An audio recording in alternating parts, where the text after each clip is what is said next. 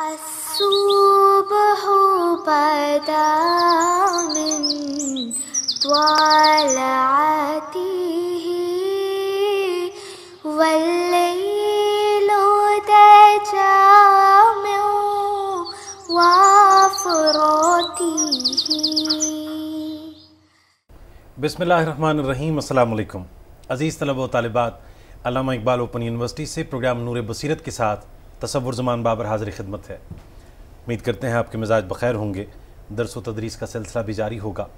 आप जानते हैं कि हम अपने इस प्रोग्राम में किसी ऐसे मौजू पे गुफ्तगू करते हैं कि जिसके तमाम पहलुओं को हम बेहतर अंदाज में कवर करते हुए आप तक पहुँचा सकें कि दर हकीकत मसला है क्या, उसकी बुनियाद क्या है और उस मसले को किस तरह से हल किया जा सकता है। एक आदत जो हमने अपने माशरे में देखी है बिलउमूम पाकिस्तान में और शायद पूरी दुनिया में भी ये मसला हो, अदम बर्दाश्त। अदम उस शय को कहते हैं जो ना हो, ना पाई जाए। बर्दाश्त यानी बर्दाश्त का ना होना। हम किसी बात को बर्दाश्त नहीं करते। ये एक अलग बहस है कि बात दुरुस्त है या गलत है, लेकिन हम अपने मिजाज के बरखिलाफ़ कोई भी बात हो उसको बर्दाश्त नहीं करते। अब हमारा मिजाज दुरुस्त है, हक़ पर है, इंसाफ पर मबनी फ़ैसला करता है या नहीं। अब किसी माशरे में अगर अदम बर्दाश्त है तो वो माशरा कैसा होगा, और अगर बर्दाश्त की सिफत उसमें मौजूद है तो तब वो माशरा किस कदर खुशगवार होगा और कैसी एक पिक्चर पेश करेगा। इस पे आज हम बात करेंगे। और ये अदम बर्दाश्त किन अवामिल का पेश खैमा होता है कि हम वो कौन से मुहर्रिकात हैं कि जिस बिना पर कोई शख्स बर्दाश्त नहीं करता। वैसे तो हम देखते हैं कि हम जो हमारे बॉसेस हैं, जहाँ हम ये समझते हैं कि हमारे अदम बर्दाश्त की जो जिसारत है वो हमारे लिए वबाल का बायस बनेंगी तो वहाँ हम बर्दाश्त करते हैं, लेकिन जहाँ हमारे मातहत हैं तो उनकी गलती को हम दरगुजर नहीं करते। फिर कहीं ना कहीं तो मुनाफिकत भी है, कहीं ना कहीं हमारी ताकत का भी उसमें दखल है। बर्दाश्त की इसका मतलब है कि सिफत है, उसका इस्तेमाल बाज़ मौक़े पे हम करते हैं। तो ये चीज़ें हम जानने की और समझने की कोशिश करेंगे। हमारे बहुत ही मुकर्रम और उस्ताद मोहतरम जनाब प्रोफेसर डॉक्टर हाफिज़ मोहम्मद सज्जाद साहब तशरीफ़ फरमा है, जो कि इंटरफेथ हारमनी अल्लामा इकबाल ओपन यूनिवर्सिटी चेयरमैन हैं, बैनुल मज़ाहिब हम आहंगी के। सर बहुत शुक्रिया आपकी आमद का। अस्सलाम वालेकुम। वालेकुम अस्सलाम व रहमतुल्लाहि व बरकातुहू। डॉक्टर साहब, अदम बर्दाश्त पे तो हम बाद में आएंगे, पहले हम इस बात को समझ लें कि बर्दाश्त कहते किसको हैं और ये बर्दाश्त या ज़ब्त की जो सिफत है ये एक इंसान को कैसे नसीब होती है। बहुत शुक्रिया। बहुत ही अहम मौजू है और जैसा कि आपने ज़िक्र किया है कि अदम बर्दाश्त का कौमी और बैनुल अक़वामी रुझान है। ये इस वक्त पूरी दुनिया में, बल्कि अब तो इस दिन को अदम बर्दाश्त के हवाले से एक आलमी सतह पर एक दिन भी मनाया जाता है जी, कि लोगों के अंदर ये आगाही पैदा की जाए कि ज़ब्त और सब्र और तहम्मुल किस कदर एक आला अखलाकी सिफत है। क्योंकि अब दुनिया के तमाम माशरों के अंदर बाज़ ऐसे माशरती, माशी और सियासी मसाइल पैदा हो चुके हैं कि ये रुझान बहुत आम होता जा रहा है। इसलिए आलमी सतह पर इसकी ज़रूरत पेश की हुई है कि इस दिन को मनाना चाहिए जिस तरह बाकी दिन मनाए जाते हैं। सही। आपने बहुत अच्छा सवाल किया है कि बर्दाश्त का मतलब होता है कि अपने मद्दे मुकाबल, यानी पहले तो एक फितरी या इनफरादी मामला है, ये एक अखलाकी सिफत भी है। जिस कदर आपके अंदर ये मलका और ये प्रैक्टिस ज़ब्त की ज़्यादा से ज़्यादा होती जाएगी, इतना आपका बर्दाश्त का मादा जो है आपकी मिजाज के अंदर, आपकी तबीयत के अंदर अल्लाह ताला पैदा कर देगा। ये आदत का नाम है और आदतें काम करने से होती हैं, पुख्ता होती हैं और कुछ तलकीन करने वाली होती हैं। जैसे मैं आपके कहूँ कि सब्र करो, सब्र करो, और सब्र तो ये होगा कि आप अमल करके दिखाएंगे सब्र होगा। ये सबसे यानी अपने नफ्स पर ज़ब्त करते हुए, जबर करते हुए एक ऐसा रवैया जो आपको अच्छा नहीं लग रहा, जिसे आप समझते हैं कि ये मुनासिब नहीं है शरई लिहाज से भी, अखलाकी लिहाज से भी, माशरती लिहाज से भी, उस रवैये पर, किसी दूसरे के उस रवैये पर आप सब्र कर लेते हैं, ज़ब्त कर लेते हैं और उसका जो रद्द अमल है, अगर आप देते भी हैं जवाब तो बड़े सलीके और अखलाक के साथ देते हैं। इसी का चीज़ जिसका नाम जो है वो बर्दाश्त है। सही। और अदम बर्दाश्त का मतलब ये है कि आप फ़ौरन रिएक्ट करते हैं, अपने जज्बात पर काबू नहीं पाते और वो बात सही हो या सही ना हो, आपके मिजाज के ख़िलाफ़ है तो आप उसका जज्बात के ज़रिए से, गुस्से से, जज्बात से, करख्तगी के साथ یا بعض دفعہ بہت ہی گالی گلوچ تک بات جہاں پہنچتی ہے جی آپ رد عمل کا اظہار کرتے ہیں، تو اسی چیز کا نام عدم برداشت ہے۔ اور یہ رویہ بدقسمتی سے معاشروں میں بہت پھیلتا جا رہا ہے، اور ہمارے معاشرے میں تو ایک ایک مرحلے پر اور گھر سے لے کر اداروں تک اور بازاروں تک اس کی جو ہے عکاسی ہوتی ہے کہ چھوٹے چھوٹے معمولی سے واقعات ہوتے ہیں، اس پر بھی ہم صبر نہیں کرتے، حالانکہ وہ تھوڑا سا معاملہ ہے۔ مثال کے طور پر آپ نے ایک کسی ادارے میں آپ کا کام ہے اور وہاں وہ پبلک کا ادارہ ہے، جی اگر آپ ایک نظم و ضبط کے ساتھ کام نہیں کریں گے تو کسی کا کام نہیں ہو سکے گا۔ جی مثلا بینک میں ہی ہم جاتے ہیں یا کسی ایسے ادارے میں جہاں پبلک کی اوقات ہیں اور وہاں لوگ اکثر جاتے ہیں، وہاں اگر ہم نظم نہیں رکھیں گے، اپنی باری کا انتظار نہیں کریں گے، وہاں ہی تکرار شروع ہو جاتی ہے۔ یعنی ہر آدمی اپنے آپ کو جلدی میں ہے اور ان اصولوں کی پابندی نہیں کر رہا، یعنی وہ اگلے والا جو پہلے وقت میں لے کے آیا اسی برداشت نہیں کر رہا، صحیح۔ اور وہ اپنا کام جلدی میں کرنا چاہتا ہے۔ اچھا ڈاکٹر صاحب، اس بات کو تھوڑا سا مزید ہم سمجھ لیں کہ کیا یہ بھی برداشت کرنا ہوگا کہ آپ لائن میں کھڑے ہیں، ایک آدمی آیا فوری طور پہ، اس نے لائن کو کراس کرتے ہوئے آگے جا کے کھڑا ہو گیا، اب کچھ لوگ ہیں اس پہ احتجاج کریں گے کہ بھائی آپ پیچھے ہو جائیں اپنے نمبر کا، بات کریں گے نہیں، صبر کریں، برداشت کریں، تو کیا یہ بھی وہی برداشت کرنا ہوا کہ اصل میں ناانصافی کو بھی برداشت اس نے کریں؟ ان اصولوں کو برداشت نہیں کیا جو طے کیے اس ادارے نے، جی، اور عدم برداشت کا کر دیا۔ اسے تو پہلے ان اصولوں کی پابندی کرنی چاہیے، یہی برداشت ہے، اپنے آپ کو لائن میں لگانا اور ضبط کے مطابق زندگی کرنے، اسی کے نام برداشت ہے۔ اس سے ہٹ کر جو بھی رویہ ہوگا وہ صحیح نہیں ہوگا۔ دیکھیے فطری چیز ہے کہ ایک ایسا کام جو دینی اخلاقی لحاظ سے بھی پسندیدہ نہیں ہے، کوئی آدمی کرتا ہے تو اس پہ ریئیکٹ کرتا ہے بندہ۔ ٹھیک۔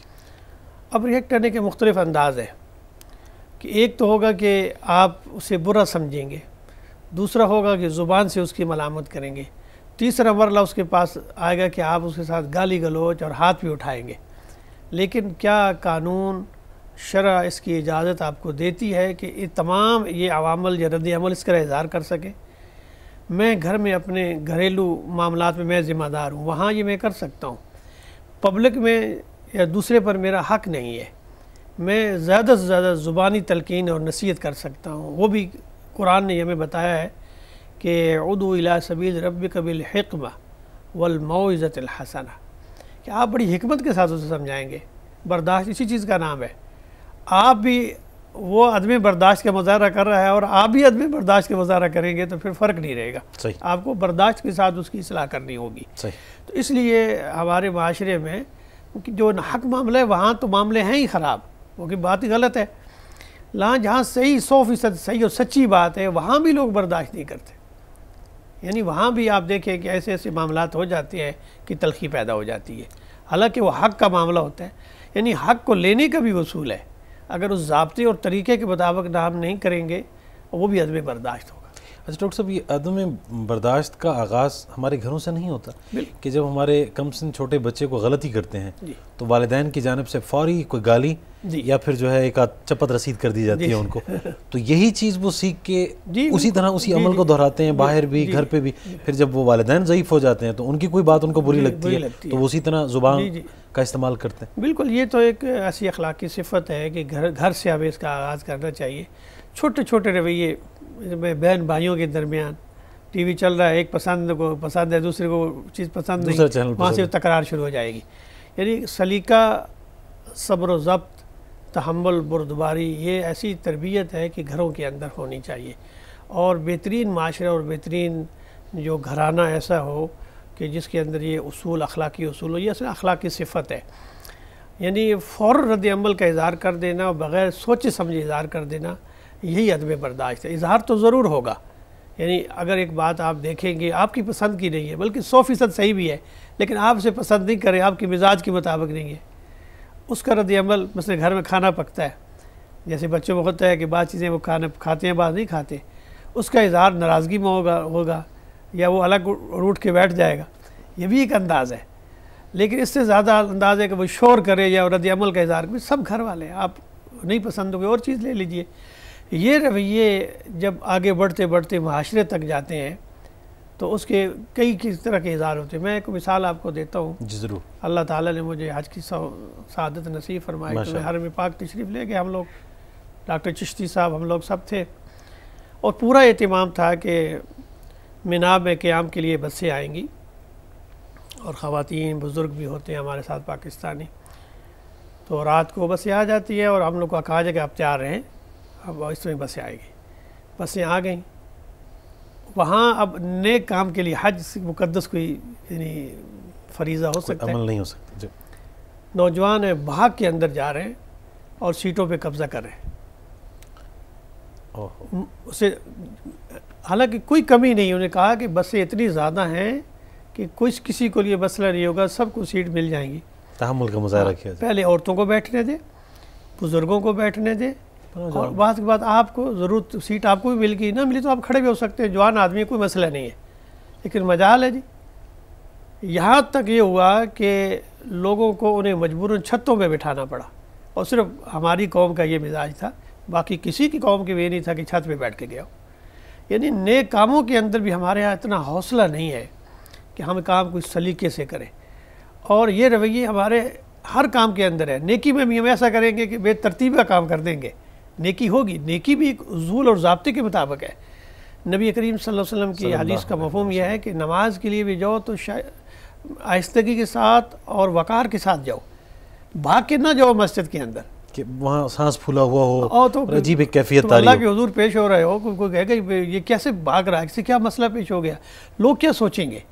یعنی نماز کھڑی ہو کوئی مسئلہ نہیں ہے، آپ جہاں اتنی نماز جماعت کے ساتھ پا سکتے ہیں آپ پہنچ جائیں، لیکن دوڑتے ہوئے اور یہ بھی پسند نہیں ہے۔ تو دیکھیے نیک اعمال کے اندر بھی ہمیں وہ طریقہ، وہاں بھی ہمیں برداشت کا حکم ہے۔ تو ایسی چیزیں جو عام انسانی معاملات کے رویے ہیں وہاں تو اور زیادہ میں صبر و ضبط سے کام لینا چاہیے۔ صحیح۔ ڈاکٹر صاحب، اگر بالفرض گھر سے یا ہمارے اب ماحول میں ہم دیکھتے ہیں انوائرمنٹ میں گالم گلوچ ہے، عدم برداشت، ایک شخص اس ماحول میں رہتے ہوئے یہ صفت کیسے اپنے اندر پیدا کر سکتا ہے کہ جب چہار سو آپ نے بات ہی عدم برداشت ہی کی عادت کو اپناتے ہوئے کرنی، کیا کرے وہ شخص؟ اس کے لیے تو جینا بڑا محال ہوگا۔ بہت اصل میں یہ تو تربیت، تعلیم اور ماں باپ کی تربیت کا اثر ہوتا ہے، پھر تعلیم کا بہت بنیادی کردار ہے اس کے اندر، پھر اس کے بعد جو مذاہب ہیں، جتنے مذاہب ہیں ان کی بنیادی تعلیمات کے اندر برداشت کا پہلو ہوتا ہے، اور دین اسلام تو دین ہی محبت کا ہے، انسانیت کا ہے، شرف انسانیت کا ہے۔ آقا دو جہاں صلی اللہ علیہ وسلم کو جو تعلیم دی گئی ہے اور انبیاء کو کہ فصبر کما صبر اولی العزم، اے نبی کریم صلی اللہ علیہ وسلم آپ صبر کیجئے جیسا اولی العزم انبیاء علیہ السلام نے صبر کیا۔ یعنی نبیوں کی یہ صفت ہے کہ وہ صبر و ضبط سے، کیونکہ انہیں لوگوں کے ساتھ تعلق ہوتا ہے۔ اب لوگوں کے اندر ہر طرح کا بندہ ہوگا، پڑھا لکھا ہوگا، ان پڑھ ہوگا، شہری ہوگا، دیہاتی ہوگا، تاجر ہوگا، مسکین ہوگا، غریب ہوگا، کسی قبیلے سے تعلق رکھتا ہوگا، بادشاہ ہوگا، یعنی ہر طرز کا بندہ ہے، بیمار تندرست بھی ہوگا جی۔ اب اس کے ساتھ انبیاء علیہ السلام کی صفت یہ تھی کہ جو رد عمل آپ کے ساتھ آتے تھے عجیب و غریب تھے۔ ایک بڑا دلچسپ واقعہ حدیث شریف میں آتا ہے کہ نبی کریم صلی اللہ علیہ وسلم ایک یہودی سے کچھ قرض لیا آپ نے، وہ قرض بھی مسلمانوں کی مدد کے لیے تھا تو لیا، کوئی 80 دینار یا اس سے زیادہ کوئی پیسے تھے تو آپ نے لیے۔ یہودی مدت طے ہو گئی کہ یہ اس دوران آپ واپس کریں گے، ابھی وہ مدت مکمل نہیں ہوئی، وہ یہودی آ گیا، فرمایا کہ یا رسول اللہ مجھے جو آپ سے طے ہوا تھا پیسے، فرمایا ابھی تو وقت نہیں ہوا، ابھی تو وہ دن نہیں آیا جس دن آپ نے طے کیا تھا کہ فلاں، اور اس نے اس طرح مطالبہ شروع کر دیا جیسے گستاخانہ انداز ہوتا ہے جی، آپ کے ساتھ زیادتی اور اس طرح بدتمیزی سے پیش آ کے مطالبہ شروع کر دیا۔ حضرت عمر رضی اللہ تعالیٰ عنہ دیکھ رہے تھے، فرمایا یا رسول اللہ مجھے حکم دے کہ میں اس کا سر قلم کر دوں۔ آپ نے حضرت عمر سے فرمایا کہ اے عمر تم نے بہت اچھی بات نہیں کی، اب یہاں صبر و ضبط کا اور برداشت کا ایک سبق سکھایا جا رہا ہے۔ فرمایا کہ اے عمر تم نے یہ بات صحیح نہیں کی، تجھے چاہیے تھا کہ مجھے نصیحت کرتے، اللہ اکبر، کہ اے اللہ کے نبی آپ احسان کیجئے اور قرضہ دیجئے، اور اسے تلقین کرتے کہ طلب قرض کے لیے اخلاق کا کیا معیار ہے۔ یہ آپ نے سبق سکھایا، پھر حکم دیا صحابہ میں سے کہ میرے گھر میں سے اتنے یعنی سا جو کھجور ایسے دے دی جائے اور اس سے زیادہ دی جائے،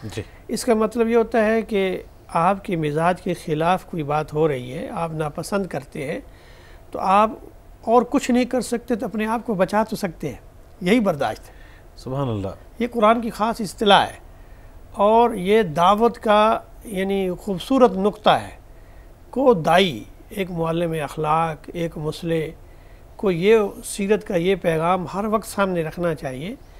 بعض جگہ رد عمل کا اظہار کرنا ہوتا ہے، بعض جگہ خاموشی اپنے آپ کو بچا لینا بھی بڑی کامیابی ہوتی یہ ہے۔ سر میرے اس سوال کا جواب جی جو میں عرض کر رہا جی تھا کہ پورے معاشرے میں گالم گلوچ اور ایک جی ایک جی عادت رائج ہو جائے تو اس میں آپ کم از کم اپنے آپ کو بچا تو جی سکتے اپنے بچا سکتے ہیں۔ اور بڑی اچھی آپ نے بات کی کہ اس وقت انسان جذبات کا شکار ہوتا ہے، غصہ ہوتا ہے، اپنے جذبات پر قابو نہیں ہوتا، اور وہ منہ سے ایسی باتیں کہہ دیتا ہے اس میں جو ناپسندیدہ ہوتی ہیں، گالی گلوچ ہوتا ہے۔ جو ہی اسے تھوڑا سا آرام آتا ہے اور غصہ سے دور ہو جاتا ہے، وہ خود اپنی بات پر پشیماں ہوتا ہے، اس بات کو احساس ہو جاتا ہے کہ جتنی باتیں میں نے کی ہیں وہ صحیح نہیں کی ہیں۔ بالکل ٹھیک۔ اور اگر اس موقع پہ اپنے آپ کو بچا لیتے ہیں تو شرمندہ وہ ہوگا، آپ نہیں ہوں گے۔ یہ برداشت کی خوبیوں میں سے ہے۔ نبی کریم صلی اللہ علیہ وسلم نے انہی مکہ والوں کے پاس جب فتح مکہ ہوا تو ایک صحابی تلوار لہراتے یہ بات کہہ رہے تھے کہ آج تو مقابلے کا دن ہے، آج تو انتقام کا دن ہے۔ حضور صلی اللہ علیہ وسلم نے ان کی آواز یہ سنی تو فرمایا نہیں، آج مقابلے کا دن نہیں ہے، آج رحم کرنے کا دن ہے، آج بخشش کا دن ہے۔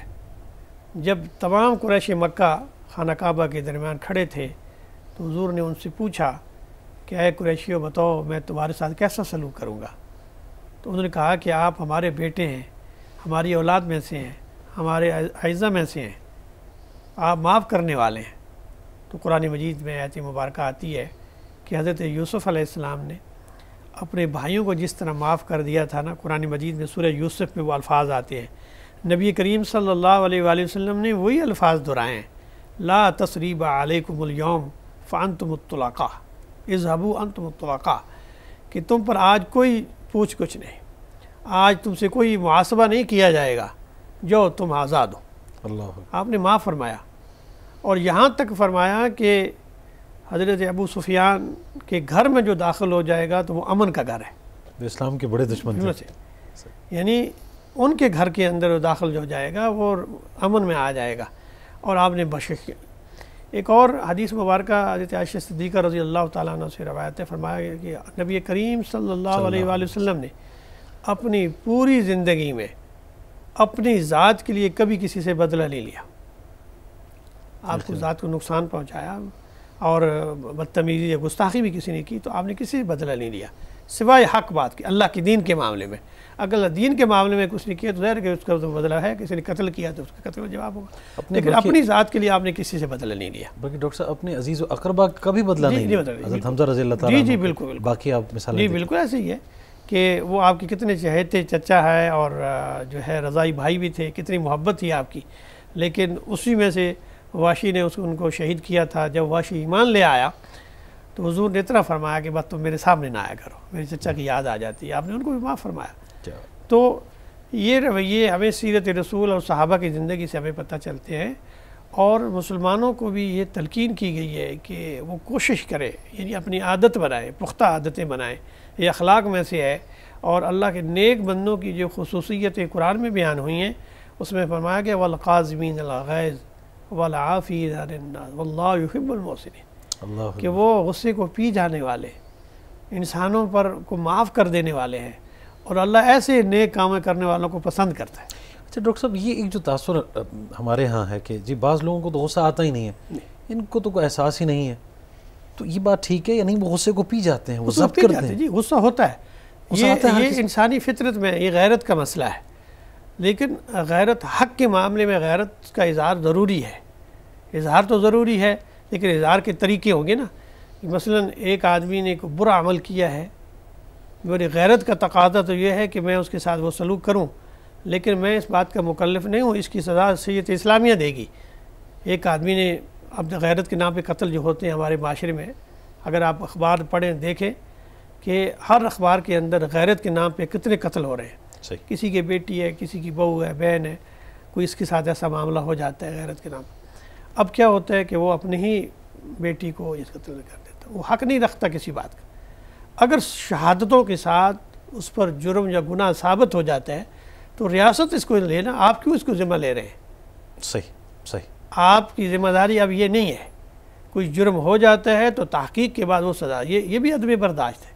یعنی ایک گناہ پر اس طرح رد کا اظہار کرنا جس کے آپ مکلف نہیں ہیں. اب اس طرح قتل و غارت ہمارے معاشرے میں، اور کیوں بے گناہ بیچاری بچیاں جنہیں اس بات کا پتہ ہی نہیں ہوتا. بعض آپ نے دیکھا کہ بچیوں نے کوئی تھوڑی بہت گاؤں کے اندر یا کسی شادی پہ تو ہوتا ہی ایسا کام ہے، اپنی فیملی کے اندر بھی کیا، دوسرے برداشت نہیں کرتے اور ان کو قتل کر دیتے ہیں. جیسے آپ نے ادھر کوستان کے علاقے میں دیکھا کہ ایک مسئلہ پیش آیا. ادھر ہمارے ہاں حالت یہ ہو گئی ہے کہ کورونا کے موسم مسجد کے اندر ایک مولوی صاحب کو کھانسی آ گئی یا کسی مقتدی کو کھانسی آ گئی، کہا یہ کورونا پھیلا رہا ہے، اسی کو مار مار کے قتل کر دیا. یعنی ہمارے ہاں رویے ایسے ہو گئے ہیں کہ چھوٹے چھوٹے معاملات جو جن کا نہ دین سے کوئی تعلق بنتا ہے، جس پہ غصے کا اظہار بھی نہیں کیا جا سکتا، کوئی معاملہ ہی نہیں ہے. حق معاملے میں تو غصہ کرنا ٹھیک ہے، لیکن غصے کا اظہار کس طرح کرنا یہ عمل ہے آپ کا. وہ کس طرح کرتے ہیں، آپ اسے ترکین نصیحت کر کے کر سکتے ہیں، آپ اس کا اظہار بھلے طریقے سے کر سکتے ہیں تاکہ وہ آئندہ عمل نہ کرے، یہ بھی ایک طریقہ ہے. یہ کیا طریقہ ہے کہ برے کام کا برے انداز سے اظہار کرنا، اس کی بجائے قرآن مجید میں آتا ہے نا کہ ادفع باللتی ہی احسن. اگر ایک آدمی تمہارے ساتھ برائی کر رہا ہے تو تم اس کے ساتھ بھلائی کرو، کیونکہ بھلائی کے ساتھ ہی برائی کا خاتمہ کیا جا سکتا ہے. صحیح. اگر برائی کے ساتھ برائی کا خاتمہ ہوتا تو برائی بڑھے گی. تو یہ جو عدم برداشت ہے یہ تو اصل میں ایسے ہی معاملہ ہے. ڈاکٹر صاحب اس کو ہم اگر تخلیق آدم علیہ السلام کی طرف لے جائیں، یہ شیطان بھی برداشت نہیں کر سکا آدم علیہ السلام کی تخلیق کو. جی بالکل ایسے ہی، اسی لیے اللہ تبارک و تعالیٰ کے سامنے کھڑا ہو گیا کہ وہ اس نے یہی بات کہی کہ مجھے اللہ تعالیٰ نے آگ سے پیدا کیا ہے اور حضرت آدم کو مٹی سے پیدا کیا ہے، اور میری جو رتبہ ہے وہ بڑا ہے. اور قرآن مجید میں آتا ہے ابا واستکبر وکان من الکافرین. ایک تو اس نے اللہ کے حکم کا انکار کیا، یعنی خدا کی حکم کی نافرمانی کرنا کتنا بڑا جرم ہے. جی. ابا انکار کر دیا حکم ماننے سے. واستکبر دوسرا یہ کیا کہ تکبر بھی کیا. وکان من الکافرین، وہ کافروں میں سے ہو گیا، نافرمانوں میں سے ہو گیا. تو اللہ تعالیٰ نے جتنی انسان کو صلاحیتیں دی ہیں تو کوشش کرے کہ پہلے تو اپنے ذات پر، اپنے نفس پر قابو پائے. اپنے نفس اور ذات پہ قابو پا لینا یہ صبر کا بہت اعلیٰ درجہ ہے. بعض دفعہ صبر کا جو معنی مفہوم بیان کیا گیا وہ یہی ہے کہ اپنے آپ پر ضبط اور قابو پانا، یہ صبر ہے.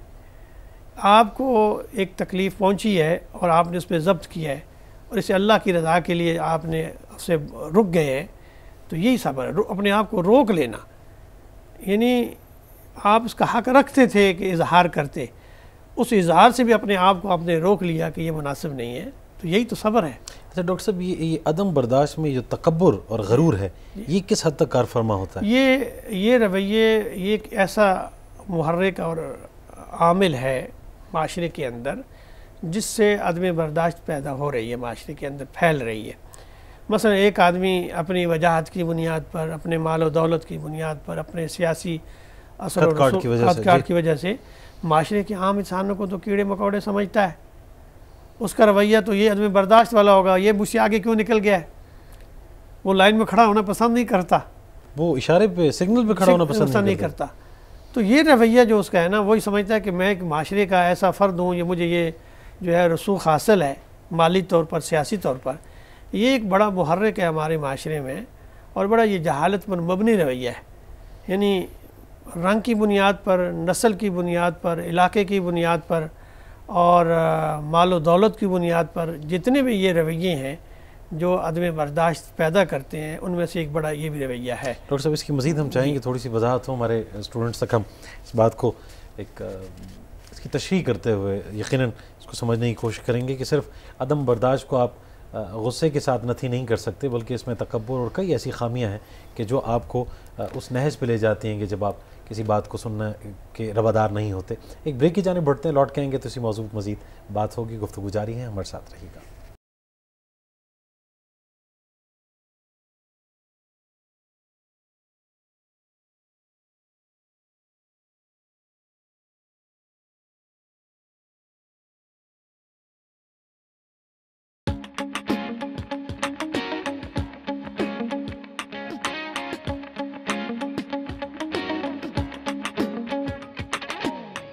میں تم جانے سے پہلے ہاں سمجھ لو یہ بات لیب میں تم جانے سے پہلے ہاں سمجھ لو یہ بات ہر ایکسپیریمنٹ سے پہلے lab safety is our priority So listen to us very carefully. Safety, safety, safety. Save yourself, save yourself, save yourself. Safety, safety, safety. Save yourself, save yourself, save yourself.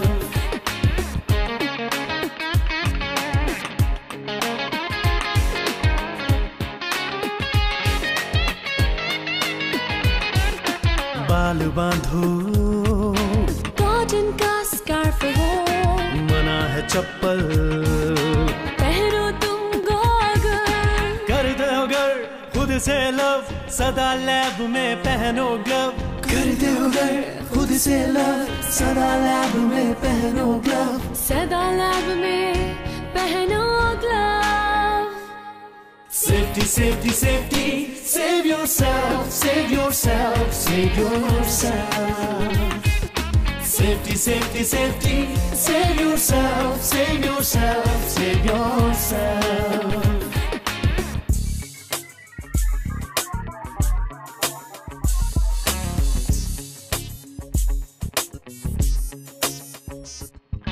خطرناک ہے لیب میں کھانا مشروبات بھی یہاں نہ پینا تنہا مت کرنا تم کام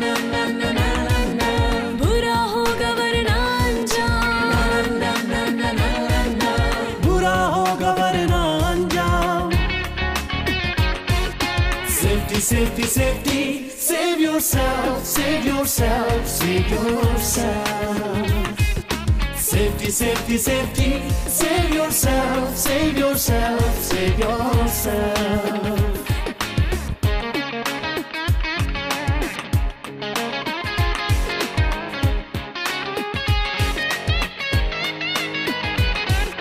کرے شرارت جو بھی لیب میں ہوگا وہی پھر ایمبولینس کیب میں جانو سب یہ حقیقت یارو زندگی بیش قیمت یارو جانو سب یہ حقیقت یارو زندگی بیش قیمت یارو زندگی بیش قیمت ہے یارو Safety, safety, safety. Save yourself, save yourself, save yourself. Safety, safety, safety. Save yourself, save yourself, save yourself. Don't smell it, just waft it, waft it, waft it. Don't smell it, just waft it, waft it, waft it. لیکر کے اوپر دھرو ہاتھ ناک اوپر اٹھاؤ ساتھ Don't smell it, just waft it, waft it, waft it. Hey scientist, you must be aware. Come on, come on, safety is a serious affair. یہاں وہاں رکھا ہے کیمیکل لیبارٹری میں ہر جا ہے chemical Many fluids look the same, so you label them by name. Body پہ جو گر جائے کیمیکل تو کرو فوری open shower Hey scientist, avoid accident. Hey scientist, don't be fool. Always follow the safety rule. دھیان سے ہم ہر کام کریں گے روشن ہوگا نام ورنہ برا ہوگا انجام. Lab safety is our priority So listen to us very carefully. Safety, safety, safety. Save yourself, save yourself, save yourself. Save yourself. Safety, safety, safety. Save yourself, save yourself, save yourself. Save yourself.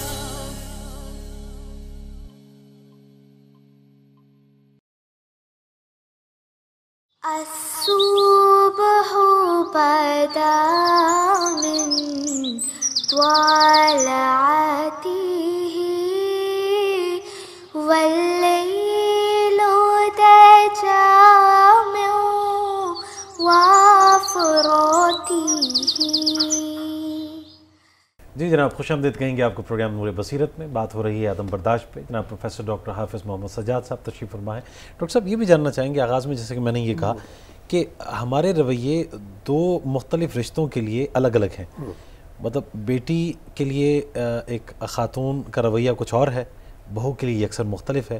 بیٹی کئی غلطیاں کرے تو بیٹی ہے، بہو سے تھوڑی بہت کہیں بھول چوک ہو جائے تو آڑے ہاتھوں لیا جاتا ہے. تو اس کا مطلب یہ ہے کہ برداشت کی صفت تو ہے، اس کا اظہار کہیں کہیں پہ ہوتا ہے. بالکل بالکل، جیسا ذکر کیا کہ ایک بڑا عوامل سیاسی ہے، اسی طرح بہت سارے معاشرتی عوامل بھی ہیں جو عدم برداشت کا جس کا اظہار ہوتا ہے. جی بالکل ہمارے گھروں کے اندر، جیسے ہم نے بچوں کی مثالیں دی، اگر آپ بچے کے ساتھ بھی ان کا جو رد عمل ہوتا ہے، جی اسی طرح اس فیملی، ایسا خاندان جو مشترکہ فیملی ہے، وہاں بچے اپنی بچیاں بھی ہیں، بیٹے بھی ہیں، بیٹیاں بھی ہیں، اور بہو بھی موجود ہیں.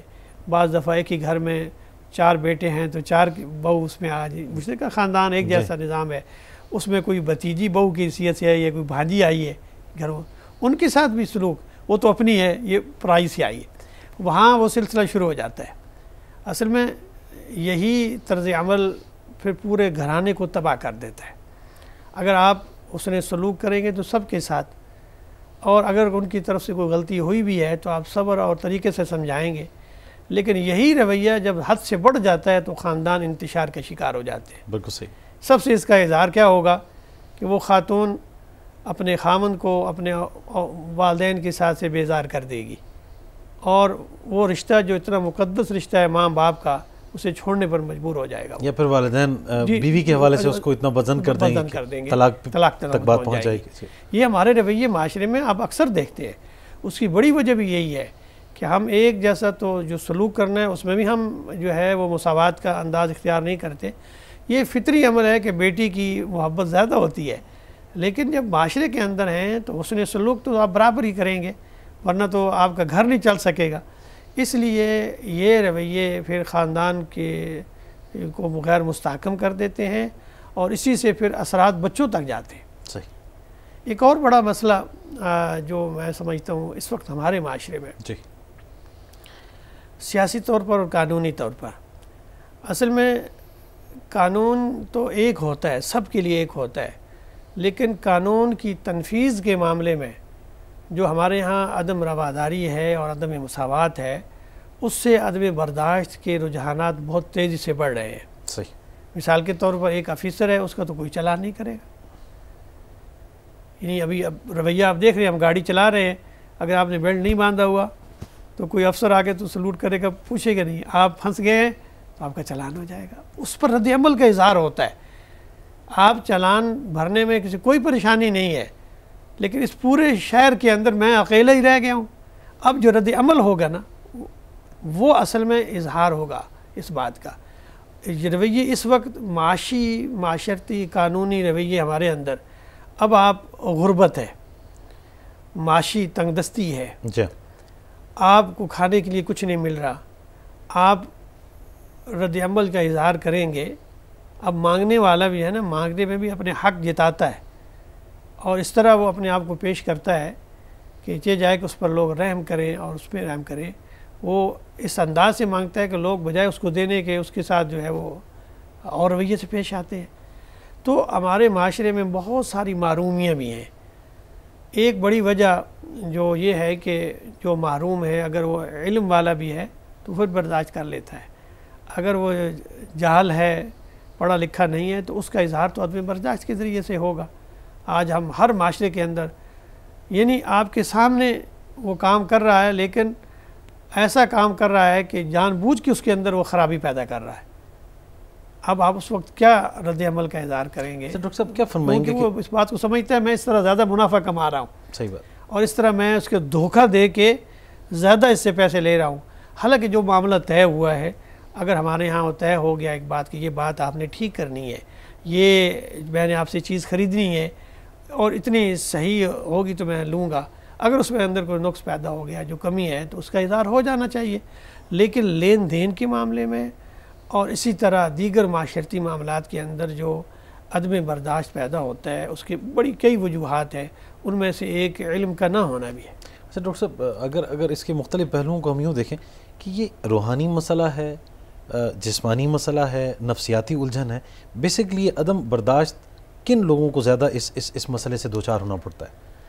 اصل میں یہ تو بنیادی طور پر تو یہ ایک اجتماعی مسئلہ ہے، کیونکہ معاشرے کے اندر آپ رہیں گے تو برداشت اور برداشت کا پہلو آئے گا۔ ٹھیک، اس پر قابو پانا جو ہے اس کے پھر کچھ تدابیر اور کچھ اس کے طریقے ہیں۔ صحیح۔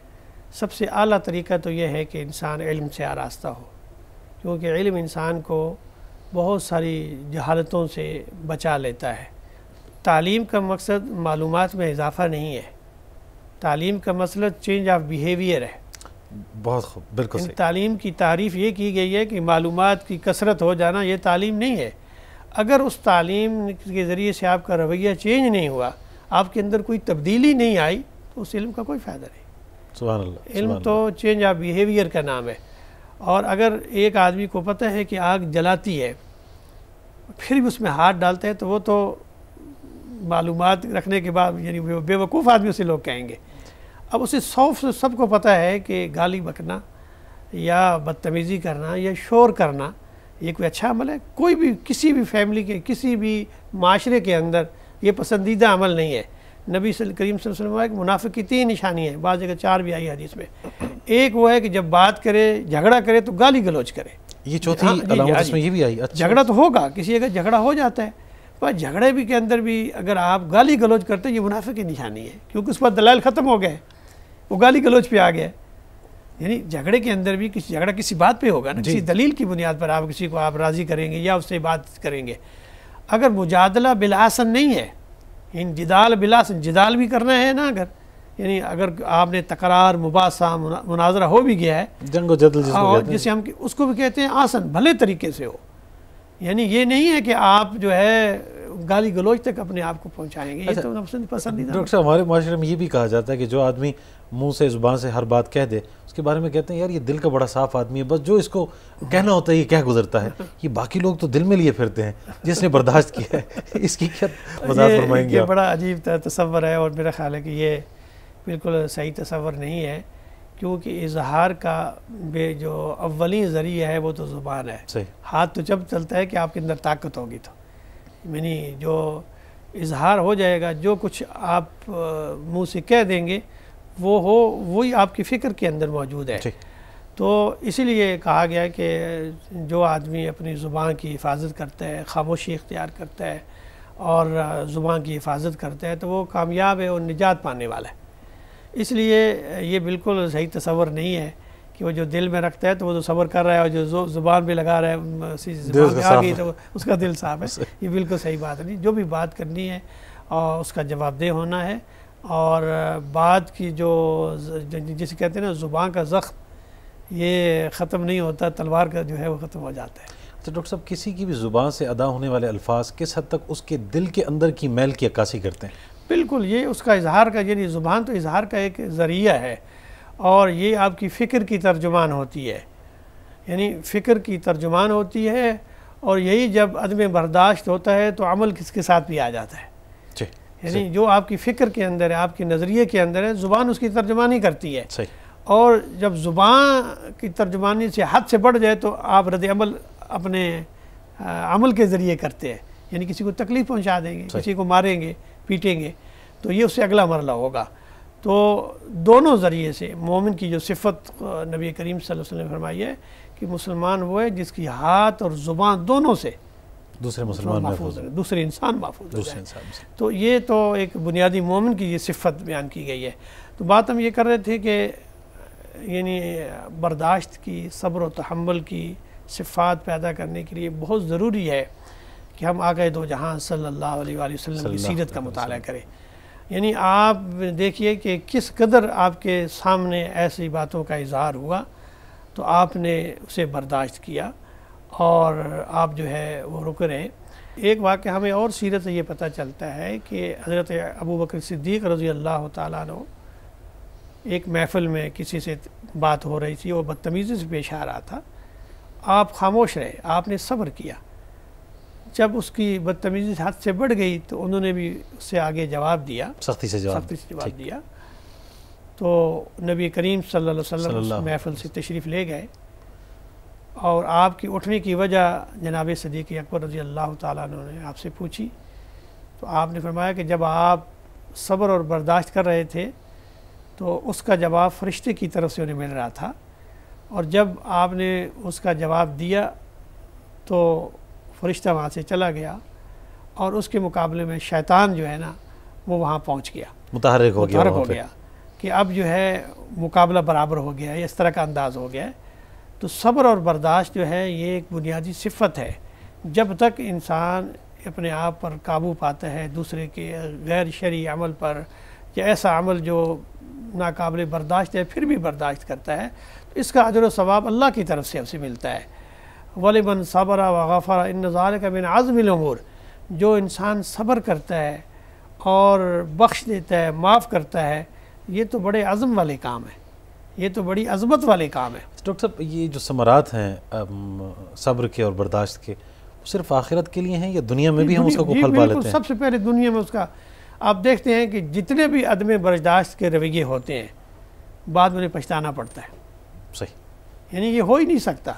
انسان کے اندر اللہ نے ضمیر اس لیے رکھا ہے، وہ خود اس بات کا اظہار کرتا ہے کہ مجھ سے زیادتی ہوئی ہے، میں نے یہ جو عمل کیا ہے یہ غصے کی بنیاد پر کیا ہے، میں جذبات پر قابو نہیں پا سکا، اس وقت مجھے غصہ تھا. آپ جتنے بھی جرائم دیکھیں، قتل و غارت کے یا اسی طرح اور برائیاں جو دیکھتے ہیں ہم بہت سارے سوشل میڈیا پر یا ٹی وی پر جو ان کے انٹرویو دیکھتے ہیں، جب ان مجرموں سے یا لوگوں سے پوچھا جاتا ہے تو وہ ایک ہی بات کا اظہار کرتے ہیں کہ مجھے غصہ آ گیا، میں برداشت نہیں کر سکا. تو اصل میں یہ نصیحت اس بات کی ہے کہ غلط کام پہ بھی اگر آپ کا اختیار نہیں ہے تو آپ صبر تو کر سکتے تھے. یقیناً. تو صبر ہی کو اختیار کرنا ہے. وہ کام جو قانون کو اپنے ہاتھ میں نہیں لینا، کیونکہ آپ کا اختیار نہیں تھا. آپ نے ایک اس سے بھی بڑا جرم کر لیا، جو اس نے جرم کیا اس سے بھی بڑا جرم آپ نے کر لیا کہ آپ نے ایک جان کو مار دیا، قتل کر دیا.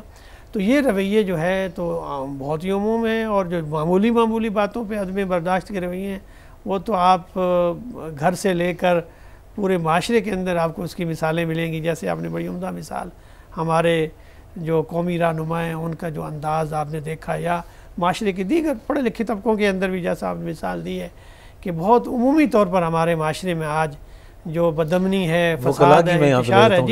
ان کی احتجاجی تحریک ہو تو اس میں آپ توڑ پھوڑ دیکھیں گے، ڈاکٹرز کو دیکھیں گے، حالانکہ بڑے ہمارے نزدیک بڑے عزت والے پیشے ہیں. اور اس طرح مذہبی طور پہ طبقے میں دیکھیں گے، اب مذہب نہیں سکھاتا آپس میں بیر رکھنا، یعنی مذہب تو آپس میں بیر رکھنا سکھاتا ہی نہیں ہے. صحیح بات. ہم پھر جب مسلمانوں کے اندر کتنے فرقے ہیں، تفرقہ بازی، یہ بھی عدم برداشت ہے. ڈاکٹر صاحب ایک وقفے کی جانب ہم بڑھیں گے. دوستو آخری وقفہ ہے، تھوڑا سا آپ برداشت کر لیجیے گا ان لمحات کو، اور جب لوٹ کے آئیں گے تو اسی موضوع کو آگے بڑھائیں گے، اور انشاءاللہ امید ہے کہ اس کو بہتر انداز میں ہم سمجھ پائیں گے. ہمارے ساتھ رہیے گا.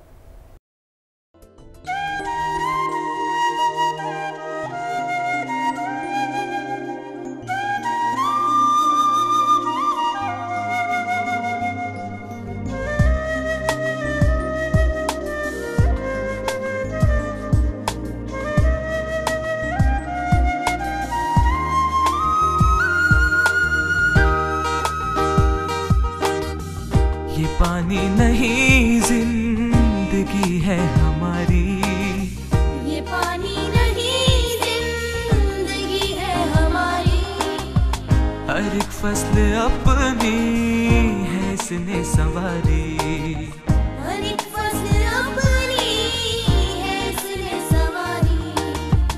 یہ پانی نہیں زندگی ہے ہماری.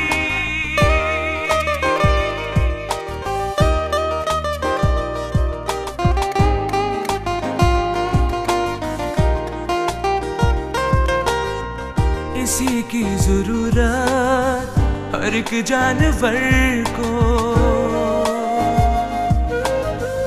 اسی کی ضرورت ہر ایک جانور کو، اسی کی ضرورت ہمارے ہے گھر کو، یہ نعمت تو سارے جہاں کے لیے ہے کہ یہ لازمی جسم و جاں کے لیے ہے. یہ پانی نہیں زندگی ہے ہماری.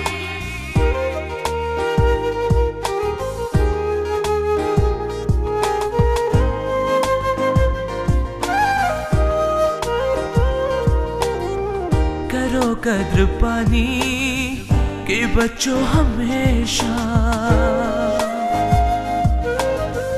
کرو قدر پانی کہ بچو ہمیشہ. بہت صاف پانی کو رکھو ہمیشہ, صفائی ہمارے ہے ایمان کا حصہ. یہ ہے ایک حقیقت نہیں کوئی قصہ. یہ پانی نہیں زندگی ہے ہماری. ہر ایک فصل اپنی ہے اس نے سواری. یہ پانی نہیں زندگی ہے ہماری.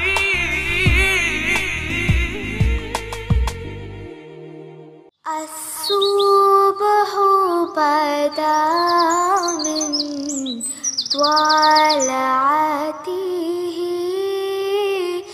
والليل دجى من وافراته. جی خوش آمدید کہیں گے ایک بار پھر آپ کو پروگرام نور بصیرت میں. ڈاکٹر صاحب تشریف فرمائیں, جناب پروفیسر ڈاکٹر حافظ محمد سجاد صاحب.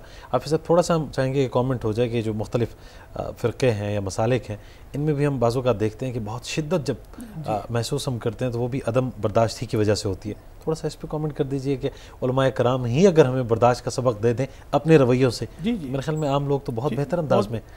یہ بدقسمتی سے جس معاشرے کے اندر پھر ملت اسلامیہ کے اندر تفرقہ اور تعصب اور اس نے انتہا پسندی کو جنم دیا ہے, اور اس میں اس قدر سختی ہو گئی ہے کہ چھوٹے چھوٹے یعنی دین میں جو اختلاف ہوتا ہے وہ رحمت کا درجہ رکھتا ہے. اختلاف کا مطلب خلاف ہونا نہیں ہے, اختلاف کا مطلب مختلف ہونا ہے.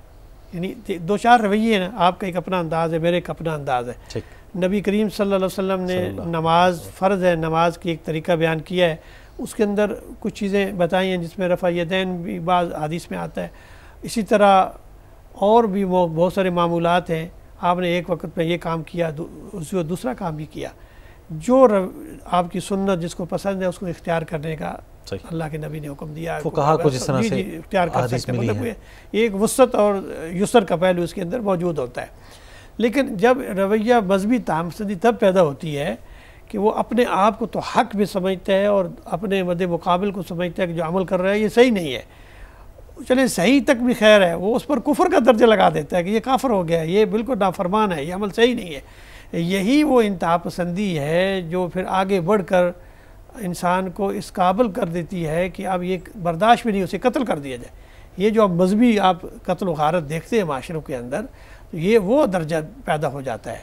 تو یہ بھی ایک بہت بڑی مصیبت مسلم معاشروں کے اندر فرقہ واریت, انتہا پسندی اور یہ عدم برداشت کا پہلو ہے. اچھا ڈاکٹر صاحب, میں مدارس کی یا صرف اسکولوں اور کالجز کی بات نہیں, ایک استاد کی بات کرتا ہوں کہ وہ کچھ بھی اگر پڑھا رہا ہے, سوال کرنا تو اسٹوڈنٹ کا اور طالب علم کا حق ہے. بالکل. اساتذہ کرام کو ہم نے بعض اوقات دیکھا ہے کہ وہ اس پہ بھی تلملا اٹھتے ہیں کہ سوال کیوں پوچھا ہے. جی جی. اور اس پہ بھی فوری طور پہ عقیدے اور نظریے کی بنیاد پہ کہا جاتا ہے کہ تم تو اس قابل ہی نہیں ہو کہ تم اس کلاس میں بیٹھو. یہ رویہ ہمیں تدریس کے میدان میں بھی نظر آتا ہے کہ بالکل سوال بچے کا حق ہے, اسٹوڈنٹ کا حق ہے, اور اس کا جواب دینا بہت ضروری ہے اور سلیقے سے دیا جائے. اور لیکن بعض جب ایسی جگہ بھی ہوتی ہے کہ سوالات جو ہے وہ معلومات میں اضافہ کے لیے نہیں پوچھا جاتا, اس کا اظہار اس لیے ہوتا ہے کہ فلاں کا نالج چیک کیا جائے یا اس کا اظہار کیا جائے. ان سوالات کی پذیرائی نہیں ہونی چاہیے.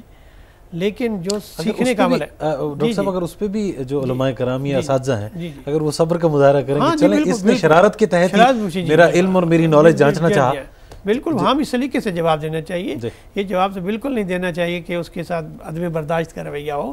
مطلب جواب تو دینا ہے کہ اس میں بھی رویہ محبت اور پیار کا ہی ہونا چاہیے, اور اسے نصیحت کے انداز میں سکھانا چاہیے، اور جہاں اس کا حق ہے وہ تو اس کا بنیادی حق ہے کہ وہ سوال کرے اور جواب دیا جائے، لیکن بدقسمتی سے بعض جگہ ہمارے اساتذہ کے اندر یہ رویہ آ جاتا ہے تو یہ بالکل نامناسب ہے، کیونکہ اسٹوڈنٹ کا حق ہے وہ پوچھے اور آپ کا جواب دینا اس کا حق ہے، اور صبر کے ساتھ ضبط کے ساتھ نبی کریم صلی اللہ علیہ وآلہ وسلم سے سوالات ہوتے تھے، یعنی حدیث کی کتابیں بھری پڑی ہیں، آپ تو بالکل گفتگو کے انداز میں بیان کرتے تھے، بعض سوالات ہوتے تھے، بعض دفعہ جب حکم آیا کہ تم زیادہ نہ پوچھا کرو نبی کریم صلی اللہ علیہ وسلم سے تم پر فرض نہ ہو جائے، تو پھر کبھی ایسا ہوتا تھا کہ جب صحابہ سوال نہیں پوچھتے تھے تو جبریل امین آ جاتے تھے، وہ انسانی شکل میں آ جاتے تھے، پھر سوالات پوچھتے. بڑی مشہور حدیث جبریل ہے جس میں حضور سے پوچھتے ہیں کہ مل ایمان مل اسلام مل احسان. جب وہ جانے لگتے ہیں تو حضور فرماتے ہیں کہ اے عمر تم جانتے ہو یہ کون تھے؟ یا رسول اللہ میں نہیں جانتا یہ کون تھے. فرمایا یہ جبریل تھے اور یہ اس لیے آئے تھے تاکہ تمہیں تمہارے دین کا سبق سکھا سکے یا بتا سکے. یعنی آپ میں سے کسی نے سوال نہیں کیا تو اللہ تعالیٰ نے فرشتے کو بھیج دیا. سوالات تو بہت ہی مطلوب ہوتے ہیں. واقعی اگر اس کے اندر کوئی ایسا طلب ہے اس کی تشفی نہیں ہو سکی نوجوان بچے کی اسٹوڈنٹ کی تو اساتذہ کے فرائض میں سے ہے کہ وہ بڑے بھلے طریقے سے اس کی وہ تشفی کرے اور اسے وہ تعلیم تک پہنچائے, اور اگر کسی طرح سے کوئی شرارتاً ایسا بھی آتا ہے تو وہاں بھی وہ برداشت کرے. ڈاکٹر صاحب نارملی آخر میں یہ جاننا چاہوں گا کہ جب بھی ہم کسی بات پہ رد عمل اپنا دیتے ہیں تو اگلے شخص پر اپنی برتری ثابت کرنے کی ہم کوشش کرتے ہیں. کیا یہ اچھا ہو کہ یہ برتری ہم اپنے نفس کے اوپر ثابت کریں؟ بالکل, کہ اپنے نفس کی ان خواہشات کو ہم دبا دیں اور ہم کہیں کہ نہیں میں برتن ہوں اور نفس کو ہم دبا دیں. بالکل, یہ بڑا ایک نفسیاتی مسئلہ آپ نے رکھا ہے. حقیقت یہ ہے کہ یہی رویے زندگی کے معاملے میں جب آپ یہ سمجھ لیتے ہیں, یا ہم میں سے کوئی آدمی یہ سمجھتا ہے کہ میں برتر ہوں اور میں جو کہہ رہا ہوں یہ 100% صحیح ہے, اس لیے طریقہ اظہار یہ ہوتا ہے کہ اللہ و رسول عالم, اللہ اور اس کا رسول سب سے بہتر جانتا ہے. میں تو اپنی معلومات کی حد تک آپ تک بات کروں گا, یا میں جو نصیحت کر رہا ہوں یا میں آپ کو جو تلقین کر رہا ہوں تو میری معلومات کی حد تک ہے. بعض حضرات تو یہ کہا کرتے تھے علماء میں سے کہ میری ایک رائے ہے, ممکن ہے اس میں کوئی غلطی کا امکان ہو, میں اپنا نقطہ نظر بیان کر رہا ہوں, میرا یہ نقطہ نظر ہے, ممکن ہے اس سے اختلاف ہو سکتا ہو. تو یہ اس طرح اگر آپ کریں گے تو یہ اس سے برداشت پیدا ہوگا, دوسرا سمجھے گا بھی اور تفہیم بھی صحیح آئے گی. جب آپ یہ حتمی حکم کے انداز میں کوئی تلقین کریں گے تو انسانی ایک سوچ ہے نا, میں کوئی سوچ رکھتا ہوں آپ بھی ایک سوچ رکھتے ہیں, ممکن ہے وفوق کل ذی علم علیم, اللہ تعالیٰ نے ایک علم والے پر بھی ایک بڑا اعلیٰ علم والا رکھا ہے. ایسا ہی ہے, یعنی یہ تو ایک سمندر ہے علم, اس میں ممکن ہے اللہ نے علم و حکمت میں دوسرے کو اس سے برتری دی ہو. جی جی, تو یہ اللہ کی دین ہے, اور لیکن آپ اپنے فہم کے مطابق آپ اس کا اظہار کریں.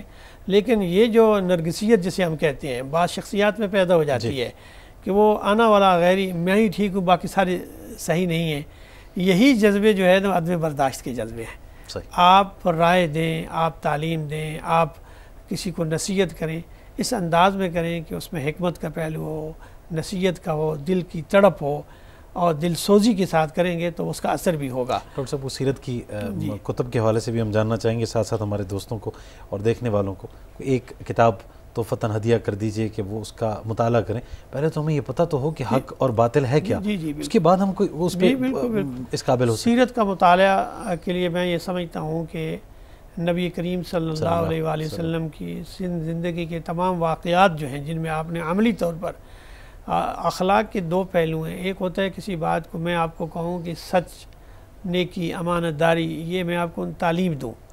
ایک ہوتا ہے کہ میں اس تعلیم پر خود عمل کر کے دکھاؤں واقعات کی صورت میں. تو وہ سیرت جب آپ پڑھیں گے تو سیرت کیونکہ عمل کا نام ہے, آپ نے یہ سارے کام کر کے دکھائیں. دیکھیے نا کہ ایک طرف جو ہے وہ ایک بد مقابل آپ کو مارنے کے لیے آیا ہے اور نبی کریم صلی اللہ علیہ وآلہ وسلم آرام فرما رہے ہیں, اور ایک عرب تاجر اور ایک بڑا بہادر جو ہے آپ کی تلوار اٹھا لیتا ہے اور فرماتا ہے کہ اے محمد صلی اللہ علیہ وسلم اب مجھے کون بچا سکتا ہے, یعنی آپ کو جو ہے کون بچا سکے گا, میں جو یہ عمل کرنے والا میرا اللہ بچا سکتا. یہ آپ نے اس طرح پرعزم طریقے سے کہا کہ اس میں ہمت نہ ہوئی. جب آپ کے ہاتھ میں آئی تو آپ نے فرمایا میں معاف فرما دیا.